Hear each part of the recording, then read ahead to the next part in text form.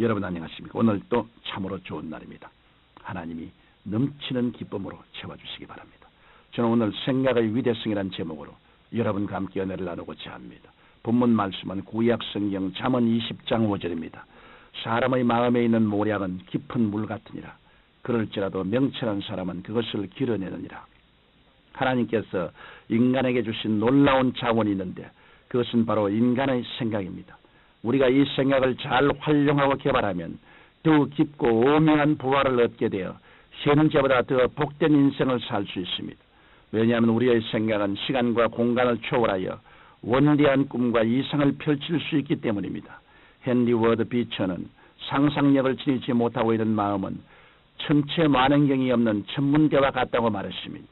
그러므로 인간을 지배하는 것은 눈에 보이는 환경이 아니라 보이지 아니하는 생각인 것입니다. 우리가 어떻게 생각하냐에 따라 성공과 실패가 좌우되는 때문입니다.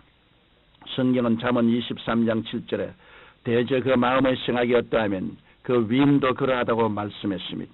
따라서 우리의 생각이 하나님의 말씀에 근거할 때 우리의 삶은 날마다 창조적인 목표를 향해 도약할 수 있는 것입니다. 먼저 우리는 모든 일을 하나님의 약속에 근거하여 긍정적으로 생각해야 합니다. 긍정적인 생각이란 소망의 생각이요 희망적인 생각입니다. 반대로 부정적인 생각은 어두운 면만 바라보는 절망적인 생각입니다. 성경 민수기 13장은 긍정적인 생각과 부정적인 생각이 얼마나 서로 다른 결과를 가져오는가를 말해주고 있습니다. 출애굽한 이스라엘 백성이 바란 광야에 도착하자 모세는 12명의 정탐꾼을 선발하여 가나안 땅을 정탐하게 했습니다. 그런데 40일간 가나안 땅을 정탐하고 돌아온 자들의 보고로는 서로 달랐습니다. 부정적인 생각을 가지고 있던 10명의 정탐꾼은 크고 견고한 성읍과 장대한 거민들을 집중적으로 보았습니다. 그래서 우리는 능히 올라가서 그 백성을 치지 못하리라. 그들은 우리보다 강하니라고 보고했습니다. 그러나 긍정적인 생각을 가지고 있던 여호수아와 갈렙은 젖과 꿀이 흐르는 아름다운 땅을 보면서 하나님의 약속에 감개무량했습니다. 그래서 그들은 야훼께서 우리를 그 땅으로 인도하여 들이시고 그 땅을 우리에게 주시려고 보고했습니다. 10명의 정탐꾼은 이스라엘 백성의 약하고 부족한 면만 바라보고 스스로 메뚜기 같다고 했으나 여호수아와 갈렙은 그들과 함께 하시는 하나님만 바라보고 그들은 우리 밥이라고 했습니다. 그 결과 부정적인 10명의 정탐꾼의 보고를 듣고 원망탄식한 백성들은 모두 불신앙으로 광야에서 죽고 말았습니다. 그러나 긍정적인 생각을 가진 여호수아와 갈렙은 이스라엘 후손들을 데리고 믿음대로 약속의 땅에 들어갈 수 있었던 것입니다. 원수 마귀는 언제나 부정적이고 절망적인 생각을 통해 우리를 두적질하고 죽이고 멸망시키려고 합니다. 이러므로 여러분께서는 예수 그리스도의 십자가 대속을 굳게 믿고 부정적인 생각을 모두 물리치시기 바랍니다. 오직 그리스도의 은혜로 죄사함과 성령 충만, 병고침과 범사의 축복을 간구하며 영원한 천국에 대한 소망을 가지고 날마다 승리하시기 바랍니다. 또한 우리가 적극적인 생각을 가질 때 하나님께서 능력으로 역사해 주시는 것입니다. 적극적인 생각은 바로 하나님의 약속의 말씀을 믿고 할 수 있다는 신념을 가지는 것입니다. 성경 마가복음 9장 23절에 할 수 있거든이 무슨 말이냐, 믿는 자에게는 능치 못할 일이 없느니라고 말씀하고 있으며 빌립보서 4장 13절에는 내게 능력 주시는 자 안에서 내가 모든 것을 할 수 있느니라고 기록하고 있습니다. 오늘날 많은 사람들이 쓰라린 실패를 경험하는 이유 중에 하나는 처음부터 소극적인 자세를 가지고 할 수 없다는 생각에 사로잡혀 있기 때문입니다. 그러므로 여러분이 선한 목적을 두고 일할 때 갑자기 자신감이 사라지고 무기력해지면 그것은 주님께서 주신 생각이 아니므로 즉시 기도로 물리치시기 바랍니다. 하나님께서는 뒤로 물러가면 내 마음이 저를 기뻐하지 아니하리라고 말씀하셨습니다. 가나다의 토론토에 있는 피플스 교회는 선교하는 교회로 유명합니다. 그 교회를 세운 목사는 처음에 해외 선교사로 파송받아 일하기 원했지만 번번이 길이 막혔습니다.